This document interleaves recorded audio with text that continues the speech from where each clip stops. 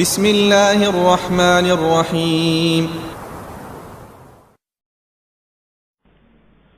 إن الحمد لله نحمده ونستعينه ونستغفره ونعوذ بالله من شرور أنفسنا ومن سيئات أعمالنا. من يهده الله فلا مضل له ومن يضلل فلا هادي له وأشهد أن لا إله إلا الله وحده لا شريك له وأشهد أن محمدا عبده ورسوله صلى الله عليه وعلى آله وأصحابه والتابعين وتابع التابعين ومن تبعهم بإحسان إلى يوم الدين.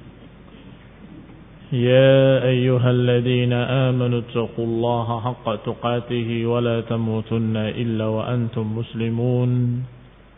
يا أيها الناس اتقوا ربكم الذي خلقكم من نفس واحدة وخلق منها زوجها وبث منهما رجالا كثيرا ونساء واتقوا الله الذي تساءلون به والأرحام إن الله كان عليكم رقيبا.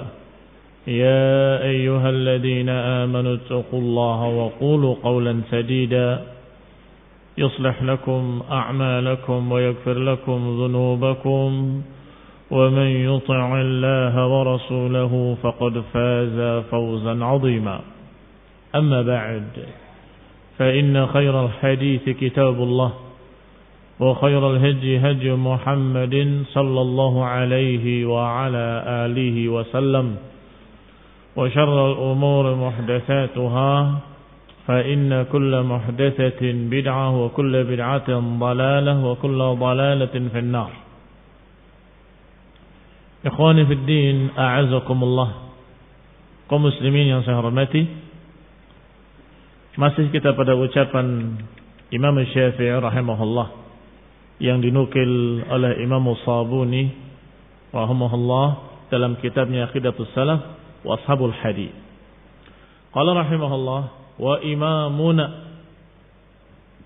Abu Abdullah Muhammad ibn Idris Asy-Syafi'i rahimahullah في كتابه المبسوط في مسألة اعتاق الرقبة المؤمنة في الكفارة لا يصح التكفير بها لخبر معاوية ابن الحكم وأنه أراد أن يعتق الجارية السوداء لكفارة وسأل رسول الله صلى الله عليه وسلم عن اعتاقه إياها فامتحنها رسول الله صلى الله عليه وسلم فقال من أنا فأشارت إليه وإلى السماء يعني أنك رسول الله الذي في السماء قال اعتقها فإنها مؤمنة. Kata penulis wahul Imam Abu Ismail As-Sabuni rahimahullah, Abu Uthman Ismail As-Sabuni rahimahullah menyatakan bahwasanya imam kami Imam Syafi'i, bahkan beliau menyatakannya radhiyallahu anhu, yang menunjukkan bahwa beliau memang Syafi'i, madhabnya madhab Syafi'i, dan beliau dari ulama Syafi'iyah, sehingga menyebut Imam Syafi'i dengan imamuna Abu Abdullah Muhammad ibn Idris Syafi'i rahimahullah dalam kitabnya Al-Mabsut.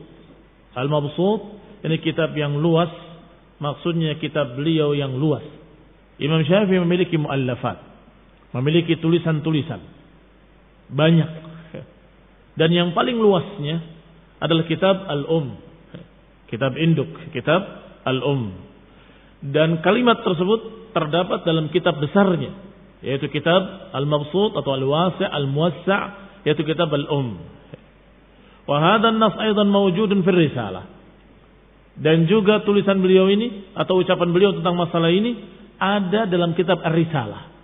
Risalah itu kaidah-kaidah usul, bahkan dikatakan sebagai awal pertama seorang yang menulis usul fiqh adalah Imam Syafi'i, yang dia tulis dalam bentuk risalah atau dengan judul Ar-Risalah di dalam kitabnya Al-Um. ada kitab risalah.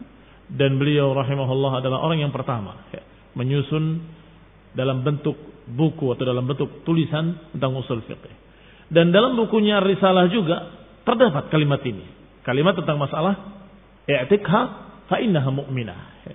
Karena memang berkait pula dengan masalah usul, yaitu pembahasan tentang dibawanya kalimat mutlak kepada muqayyad. Nanti akan dibahas oleh Syekh Rabi' hafizahullah dalam syarahnya. Kalau Syekh Rabi' hafizahullah di dalam syarahnya, fal Imam Syafi'i wa jumhurul ulama ala anna raqabah fi kafaratil qatl khata'an la budda an takuna mu'minah.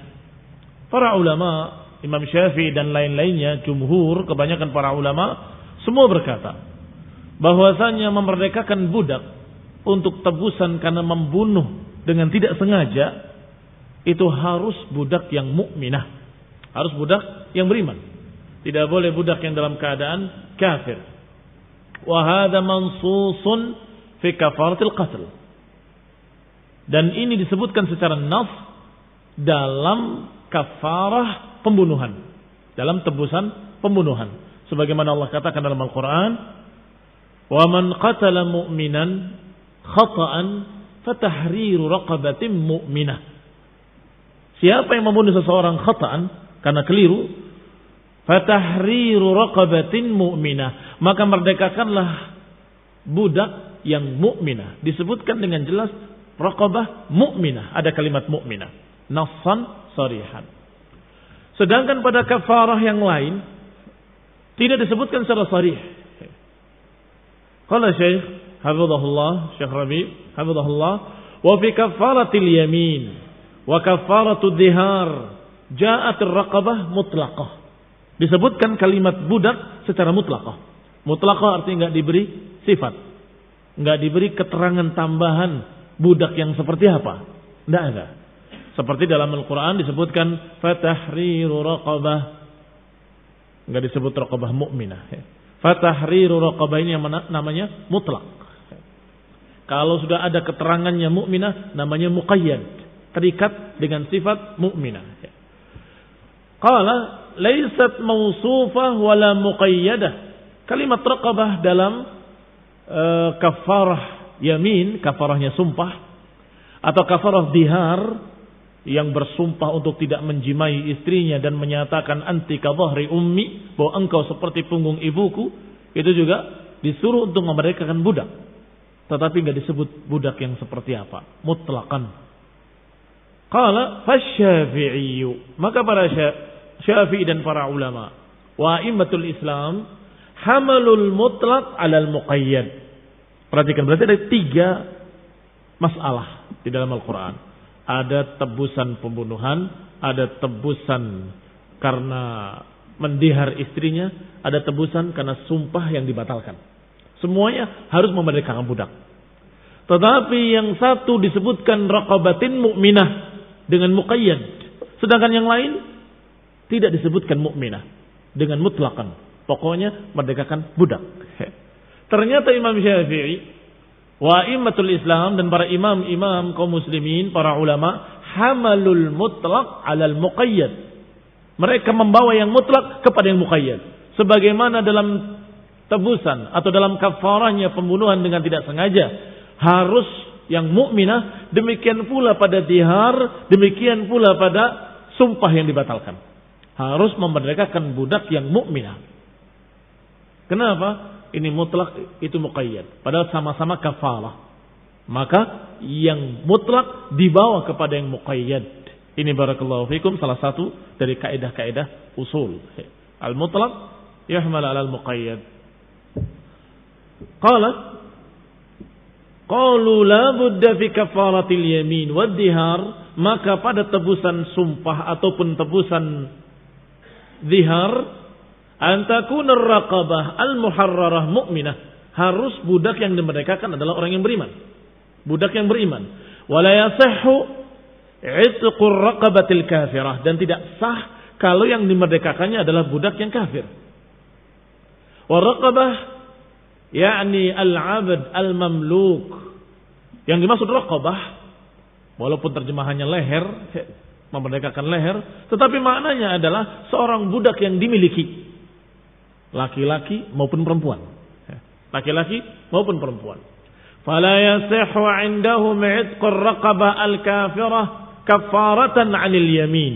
Maka mereka para ulama tersebut termasuk Imam Syafi'i di dalamnya, mereka menyatakan tidak sah memerdekakan budak yang kafir dalam tebusan sumpah atau dalam tebusan dihar. Kenapa demikian? Hamlul mutlaq 'alal muqayyad. Karena yang mutlak dibawa kepada yang muqayyad. Baik. Wan nas fi kafaratil yamin wa fi kafaratid dihar mutlaqun. Nas dalam kafaratul yamin dan dalam kafaratul dihar mutlak. Hanya disebutkan merdekakan budak, titik. Enggak ada keterangan apa-apa. Budak yang seperti apa. Sedangkan pada kafarah pembunuhan disebutkan raqabatin mu'minah. Dengan muqayyad, dengan diikat syarat yaitu harus mukminah. Qala fatahmilun nususul mutlaqa ala hadzal nass al muqayyad. Maka ini salah satu contoh kaidah usul bahwa yang mutlak dibawa kepada yang muqayyad. Baik. Sekarang hadisnya secara lengkap. Wa mimma yu'ayyid hadzal madhhab. Imam Syafi'i setelah menyebutkan kaidah ini, beliau memakai dalil. Apa dalilnya? Dalilnya mimma yu'ayyid hadzal madhhab, di antara yang mendukung madhab ini, madhab yang mutlak dibawa kepada muqayyad, adalah kisah yang dibawakan, diriwayatkan dari sahabat Muawiyah ibn Hakam As-Sulami. Qala kanat li jariyatun. Dia menceritakan, aku punya seorang budak perempuan yang mengembalakan seekor kambing untukku. Qibala Uhud, di Uhud, wal Jawaniyah, dan daerah Jawaniyah. Fattala'tu dzata yaumin, maka aku melihatnya, mengontrolnya pada satu hari. Fa idza dzi'bu qad dhahaba bi syatin. Dalam keadaan itu aku melihat seekor serigala membawa kambing tadi, membawa lari kambing tersebut atau salah satu dari kambing-kambingnya. Wa ana rajulun min bani Adam, sedangkan aku adalah seorang dari kalangan anak Adam. Yani aku manusia biasa. Asifun kama ya'safun. Aku pun bisa marah seperti manusia marah. Lakin saqaqtuha saqatan, maka aku pukul dia, aku tampar dia dengan keras. Fa ataituhu biha.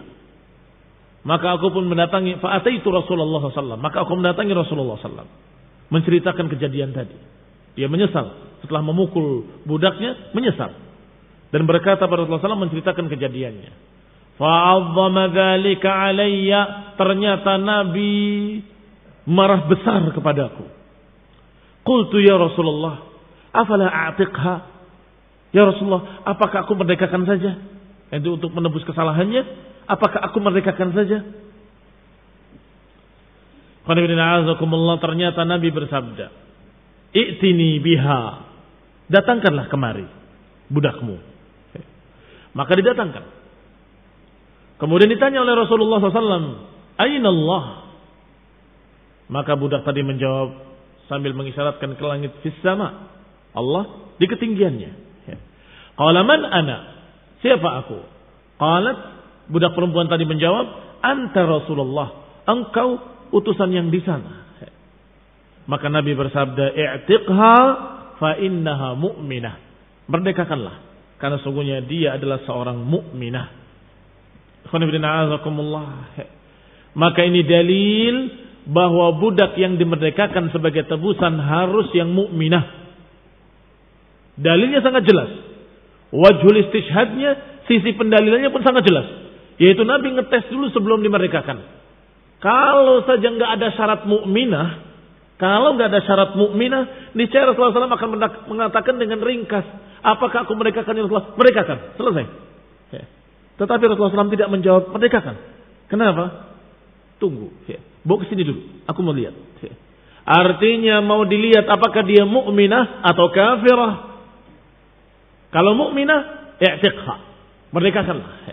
Karena seorang yang mukminah tidak pantas sebagai raqabah, tidak pantas sebagai budak. Tetapi kalau orang-orang kafir sepantasnya. Bahkan mereka berbahaya kalau mereka bebas. Barakallahu fikum. Sehingga Rasulullah SAW menyatakan, "I'tini biha," datangkanlah budak itu. Ketika didatangkan dites oleh Nabi. Dan kaitannya dengan pembahasan kita dalam akidah adalah tesnya. Rasulullah SAW menyatakan, "Aina Allah?" Di mana Allah? Dalam satu riwayat, budak tadi hanya menunjuk ke langit tanpa menyebutkan apa-apa. Fa'asyarat ila sama. Mengisyaratkan ke langit. Ketika ditanya man ana, menunjuk pada Rasulullah SAW sambil menunjuk ke langit. Engkau sedang di sana. Dalam riwayat lain disebutkan nutqan, disebutkan dengan kata-kata fis sama, Allah di langit atau di ketinggiannya. Dan yang kedua dijawab anta Rasulullah, engkau adalah utusan Allah sallallahu alaihi wa ala alihi wasallam. Maka kita mendapatkan dari sini faedah yang sangat besar yang berkaitan dengan akidah yang sedang kita bahas. Aqidatus salaf wa ashabul hadis. Akidah dan prinsip ahlus sunnah. Yang pertama, bahwasanya Allah Subhanahu wa taala di ketinggiannya. Dengan persaksian Rasulullah, innaha mu'minah, berarti orang ini mukminah. Artinya kalau tidak menjawab Allah fis sama, bisa jadi Rasulullah SAW enggak menjawab bahwa dia mukminah. Tetapi karena dijawab fis sama, maka dikatakan mukminah. Entah apa jawaban Rasulullah. Kalau orang tadi menyatakan Allah di mana-mana, aina Allah? Allah di mana-mana. Kira-kira apa ucapan Rasulullah SAW? Ternyata ketika dijawab fis sama, dikatakan innaha mu'minah. Berarti termasuk iman adalah meyakini bahwa Allah Subhanahu wa taala fis sumu, di ketinggiannya. Di atas langit-langitnya yang paling tingginya, di atas arasnya, di atas seluruh makhluk-makhluknya. Subhanahu wa ta'ala. Faedah yang kedua, bahwasanya tidak mengapa dan wajar pertanyaan ainallah. Karena Rasulullah sendiri bertanya ainallah, di mana Allah? Ada seorang ustaz ngakunya ahli sunnah. Ketika ditanya oleh muridnya, "Ustaz, Allah di mana?" Marah. Allah di mana? Allah tidak di mana-mana. Apakah ini mukmin? Rasulullah SAW nanya aina Allah. Kenapa muridmu, anak didikmu nanya di mana Allah kok dimarahin? Allah tidak di mana-mana. Allah nggak bisa ditanya di mana. Ini kebodohan yang nyata. Padahal hadis-hadisnya sangat sahih. Diriwayatkan dalam riwayat-riwayat yang sahih. Dikeluarkan oleh Imam Muslim dalam sahihnya. Dan juga dikeluarkan oleh Imam Ahmad dalam musnadnya. Rahimahumallah. Semoga Allah merahmati mereka. Imam Ahmad dan Imam Muslim rahimahumallah. Rahmatan wasi'ah. Hada yusamma al-imanu dhahir. Anak tadi, budak tadi, ketika menjawab Allah fis sama, dan ketika menjawab anta Rasulullah, dikatakan mukmin, dikatakan mukminah. Ini yang disebut dengan imanud zahir, iman secara zahir. Iman secara zahir.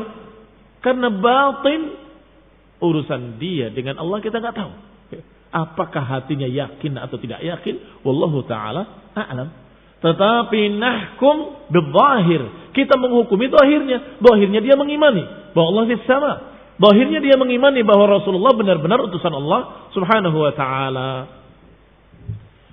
Qala fa akhadha al-murji'a min hadha an-nass. Anna al-iman qaulun faqat. Tiba-tiba murji'ah, aliran sesat murji'ah mengambil dalil ini dan berkata bahwa ini membenarkan madhab kami. Kata mereka. Lihat, Rasulullah SAW menyatakan bahwa dia mukminah hanya dengan ucapan saja. Budak tadi tidak diketahui apakah dia beramal atau tidak beramal. Apakah dia beribadah atau tidak beribadah. Salat atau tidak salat. Tidak tahu. Cukup dengan kata-katanya Allah fis sama, engkau Rasulullah, cukup dikatakan sebagai mukminah. Kata murji'ah. Kaifal jawab? Bagaimana kita menjawab? War Rasul hakama binaan ala hadzal qaul bi annaha mu'minah lakin hal hakama laha bil imanil kamil. Kata Syekh Rabi' hafizahullah, iya, ketika Rasulullah SAW menghukumi, merdekakan dia bahwa dia mukminah.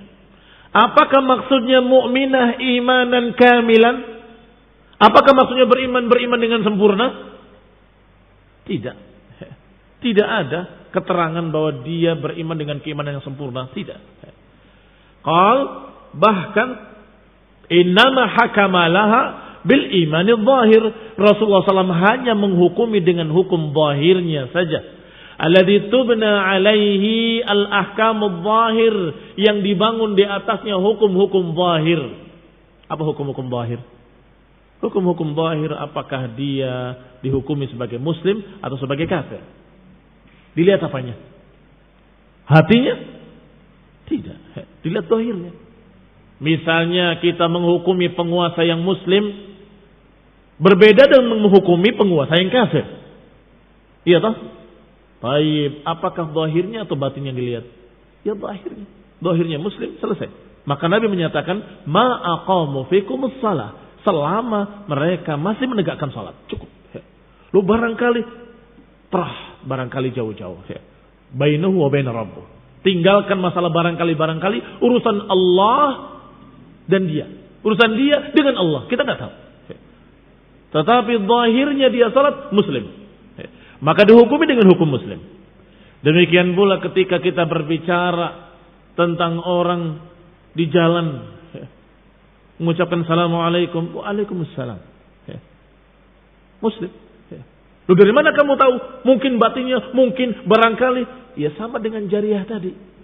Sama dengan jariyah tadi. Ketika dia ada tanda-tanda keislaman, assalamualaikum, atau ada tanda-tanda keislaman lainnya, cukup.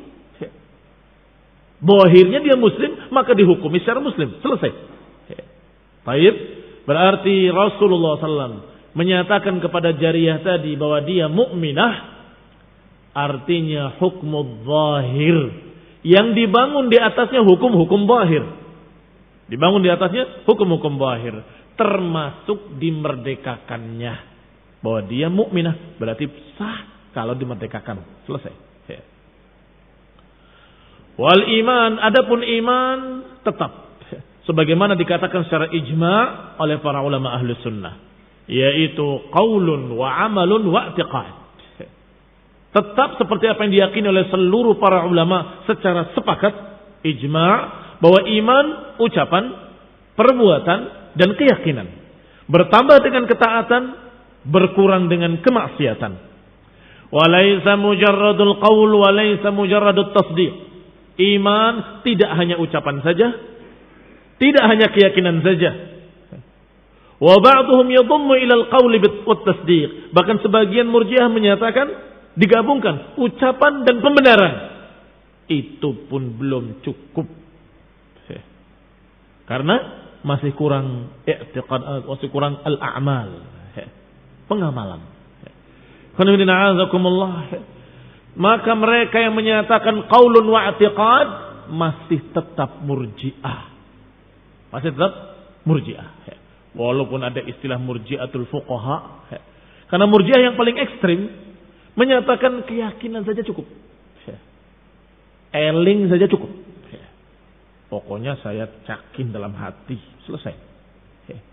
Walaupun belum menyatakan asyhadu an la ilaha illallah wa asyhadu anna Muhammadar Rasulullah. Sehingga Murji'ah yang ekstrim ini berkata, bisa saja di kalangan Nasrani ada mukmin, bisa saja di kalangan Yahudi ada mukmin. Dia yakin kebenaran Islam tapi belum syahadat. Maka mereka mukmin, cukup dengan keyakinan. Fahadha dhal. Ini keyakinan dalal, keyakinan yang sesat. Jenis kedua dari Murji'ah hanya lafzan saja, cukup dengan kalimat asyhadu an la ilaha illallah wa asyhadu anna Muhammadar Rasulullah. Walaupun enggak yakin dia mukmin. Tadi yakin saja walaupun tidak ikrar. Sekarang ikrar saja walaupun tidak yakin.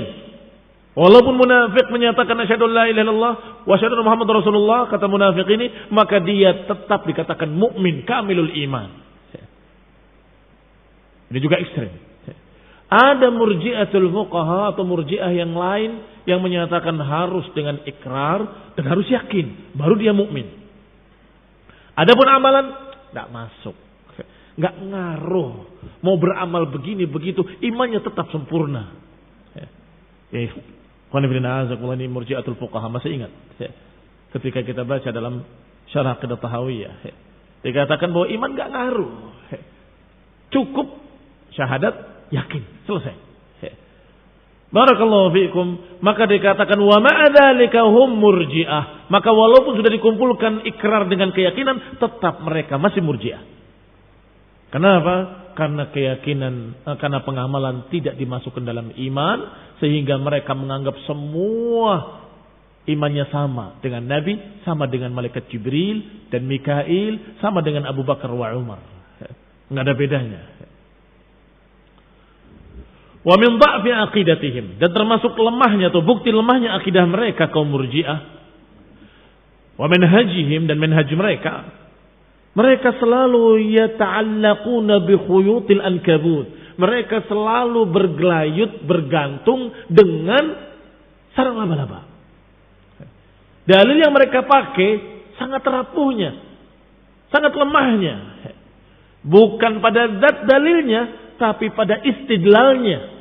Lihat jangan salah paham.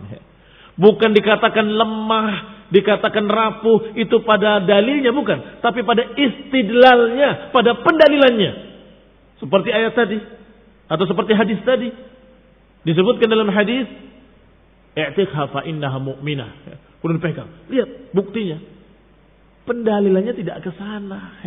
Kalau nakum ala zahir, maka kita diajarkan dalam Quran wa sunnah menghukumi secara zahir. Walaupun kita yakin batinnya akan dihisab oleh Allah, akan dilihat, dan itu termasuk iman. Amalannya, bukti-buktinya juga termasuk iman. Tetapi untuk mengetahui seseorang, kalau dia muslim, dengan syahadat cukup apa enggak cukup? Datang kepada kamu seorang, asyhadu an la ilaha illallah wa asyhadu anna Muhammadar Rasulullah. Cukup apa enggak cukup? Cukup. Berarti dia muslim. Harus kita hukumi sebagai hukum muslim. Urusan dia apakah nanti mengamalkan atau tidak mengamalkan, itu nanti. Tetapi sekarang zahir dia muslim. Contoh, ketika Usamah bin Zaid radhiyallahu taala anhu mau membunuh seorang kafir dalam jihad, dalam perang fisabilillah, tiba-tiba orang tadi menyatakan asyhadu an la ilaha illallah wa asyhadu anna Muhammadar Rasulullah. Syahadat tok, belum beramal apapun. Nahkum ala islamihi walala. Kita hukumi secara Islam atau tidak? Dihukumi sebagai muslim dan tidak boleh dibunuh. Dihukumi sebagai muslim dan tidak boleh dibunuh. Sehingga ketika Usamah membunuhnya karena menduga orang ini hanya melindungi dirinya dari pedangnya, maka Rasulullah marah besar. Aqataltahu ba'da ma qala la ilaha illallah? Aqataltahu ba'da ma qala la ilaha illallah? Diulang-ulang sampai Usamah bin Zaid radhiyallahu taala anhuma menyatakan, sungguh seakan-akan aku ingin masuk Islam sekarang aja. Baru, sehingga enggak ada kejadian yang kemarin, sudah tertutup semua. Berarti nahkum ala zahirihi, kita menghukumi cara zahirnya. Tetapi ketika berbicara bagaimana iman, apakah ucapan saja cukup? Tidak. Iman harus ucapan, keyakinan, dan pengamalan-pengamalan. Berarti mereka kaum Murji'ah yata'allaquna bi khuyutil ankabut kama yuqal. Mereka bergantung dengan sarang laba-laba, dengan benangnya laba-laba. Tentunya enggak akan bisa menahan dia sama sekali. Wa inna awhanal buyut la baitul ankabut. Sungguh selemah-lemahnya rumah adalah rumahnya laba-laba. Fa yata'allaq bi ayyi syai'in yara annahu hujjatan lahu ala tashihi madhabihi. Maka mereka selalu mengambil serampangan. Pokoknya ada yang kira-kira mendukung. Wah, ini mendukung, ambil. Itu mendukung, ambil. Tanpa memahami apa maksudnya. Sepintas serampangan mereka ambil. Lakin ulul fiqhi, tetapi para ulama ulul fiqhi, pemilik fiqh dan pemahaman. Wan nuha, pemilik kecerdasan. Wal ilm, pemilik ilmu, ini para ulama alladzina faqihu kitab Allah wa sunnah rasulih. Orang-orang yang memahami kitab wa sunnah, badda'uhum, semuanya membid'ahkan Murji'ah. Membid'ahkan Murji'ah. Wa qalu, dan mereka berkata, hadza dhalalun, berkata tentang Murji'ah bahwa Murji'ah dhalalun. Wal istidlal bihadza laisa bisahih. Kata mereka para ulama ahli sunnah, berdalil dengan hadis ini laisa bisahih, tidak tepat sama sekali. Wala yasihhu istidlaluhum wala yasihhu istidlalukum bihadhihi alqissah. Tidak bisa dibenarkan pendalilan kalian dengan kisah ini, dengan kisah Muawiyah bin al-Hakam. Bimauqifil jariyah, tentang sikap seorang anak tadi yang menjawab Allah fis sama dan menjawab anta Rasulullah. Wa mauqifur Rasul, dan sikapnya Rasulullah ketika menjawab i'tiqha fa innaha mu'minah. Tidak tepat pendalilan kalian. Ini berbicara tentang zahir, awal pertama dikenal. Kamu kenal siapa kamu? Aina Allah? Man ana? Itu perkenalan. Dijawab engkau yang di sana. Berarti dia muslim. Berarti dia mukmin. Adapun kewajiban-kewajiban, konsekuensi-konsekuensi akan diajari setelah itu. Kalau kamu muslim, kamu harus salat. Kalau kamu muslim, kamu harus begini. Akan diajari setelah itu. Sama dengan tadi orang yang akan dibunuh menyatakan asyhadu an la ilaha illallah, asyhadu anna Muhammadar Rasulullah. Berhenti. Jangan ditebas dia. Sekarang dia muslim. Dia mukmin. Mukmin ala zahir. Zahirnya mukmin dihukumi secara iman bahwa dia tidak boleh dibunuh. Setelah itu baru diajari. Yang namanya iman itu harus dengan pembuktian, dengan pengamalan, mengesahkan Allah, tidak menyekutukan Allah, beribadah hanya kepada Allah, dan seterusnya. Ar-Rasul sallallahu alaihi wa ala alihi wasallam qala, berkata, innaha mu'minah, bahwa orang itu atau budak tadi mukminah. Ai iman. Iman apa itu yang dimaksud? Iman sempurna? Halil iman al-kamil? Al-jawab la.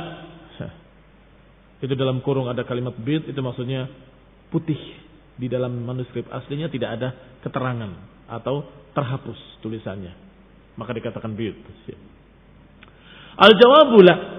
Maka jawabannya tidak. Bukan maksud Rasulullah dia mukmin dengan sempurna imannya, bukan.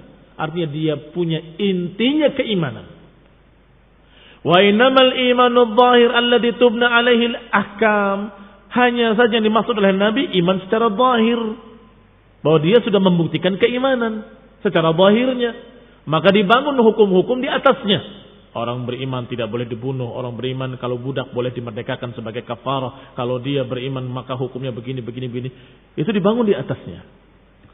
Summa nandur. Lihat. Summa nandur. Kemudian kita lihat setelah itu. Hal hadal insan tabbaqa am lam yutabbiq. Baru dilihat apakah dia membuktikan atau tidak membuktikan. Setelah zahirnya Islam, maka setelah itu dilihat. Apakah dia membuktikan keislamannya, membuktikan keimanannya atau tidak? Wa fil hadis sahih, sebagaimana dalam hadis yang sahih disebutkan, umirtu an uqatilan nas hatta yashhadu an la ilaha illallah wa anna Muhammadan Rasulullah. Berarti sampai situ? Tidak. Wa yuqimus shalah wa yu'tuz zakah. Aku akan perangi manusia. Aku diperintah untuk memerangi manusia sampai mereka mau mempersaksikan la ilaha illallah dan Muhammadan Rasulullah. Berarti sampai situ? Tidak. Dan menegakkan salat dan mengeluarkan zakat, berarti tetap diperangi. Setelah syahadat, salat. Enggak salat, diperangi. Tapi sudah salat, tahan tangan, tahan pedang. Perintahkan dengan perintah berikutnya. Zakat. Menolak zakat, diperangi lagi. Sebagaimana di zaman Abu Bakar Siddiq radhiyallahu taala anhu. Abu Bakar bersikeras, aku akan perangi mereka. Aku enggak akan membedakan antara salat dengan zakat. Enggak akan membedakan antara salat dengan zakat, karena kedua-duanya rukun dari rukun-rukun Islam. Dan kedua-duanya adalah ibadatani zahiratani, karena kedua-duanya ibadah zahirah. Zahir tampak jelas. Dan dua-duanya ibadatan yuqatal alaihima. Dua-duanya adalah ibadah yang diperangi kalau tidak dikerjakan. Apa dalilnya? Dalilnya disebutkan tadi hadis ini dan disebutkan dalam ayat Al-Qur'an. Wa in tabu wa aqamus salata wa atuz zakata fakhallu sabilahum. Setelah perintah untuk perangi mereka, kepung mereka, serang mereka. Kalau mereka taubat, berhenti dari kekufurannya masuk Islam, wa aqamus salah atau zakat, mengeluarkan zakat, mendirikan salat, fakhallu sabilahum, biarkan jalan mereka, jangan diperangi. Berarti syaratnya untuk tidak diperangi setelah syahadat harus salat, harus zakat. Maka Abu Bakar menyatakan, sungguh demi Allah, aku enggak akan membedakan antara salat dengan zakat. Kalau ada orang yang tidak mau membayar zakat, aku akan perangi mereka. Walaupun tali, walaupun anak unta, walau kana inaqan, kalaupun inaqan, kanu yu'addunahu bi ahdi Rasulullah. Law mana'uni inaqan, kanu yu'addunahu ala ahdi Rasulullah, laqatalnahum alaih. Kalaupun seekor anak unta yang biasa mereka keluarkan sebagai zakat di masa Rasulullah, kemudian mana'uni, kemudian saat ini tidak mau memberikan zakatnya kepadaku, aku akan perangi mereka. Karenanya. Berarti bukan nilainya. Bukan nilainya, walaupun inaqan. Bahkan dalam riwayat iqalan, walaupun seutas tali. Yang biasa dikeluarkan sebagai zakat, kemudian tidak mau mengeluarkan sebagai zakat, aku akan perangi mereka.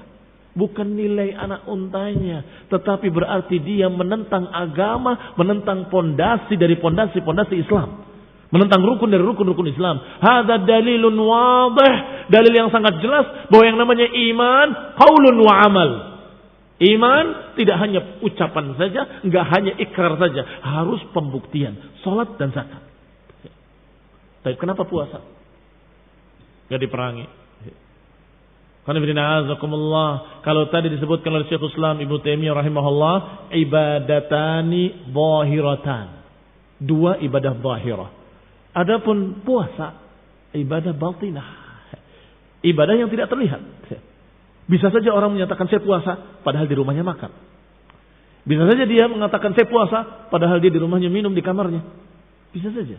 Maka percuma. Ancaman barang siapa yang tidak puasa kami perangi, maka akan ngaku puasa, semua selesai. Tetapi kalau zakat didatangi oleh petugas zakat, diaudit berapa jumlahnya, keluarkan zakatnya, sehingga kalau menolak terlihat. Demikian pula salat, diwajibkan ke masjid, maka terlihat. Kata Ibnu Umar, aku tidak melihat orang yang tidak pergi ke masjid kecuali munafik. Aku tidak melihat orang yang tidak pergi ke masjid kecuali munafik. Memang di zaman itu seperti itu.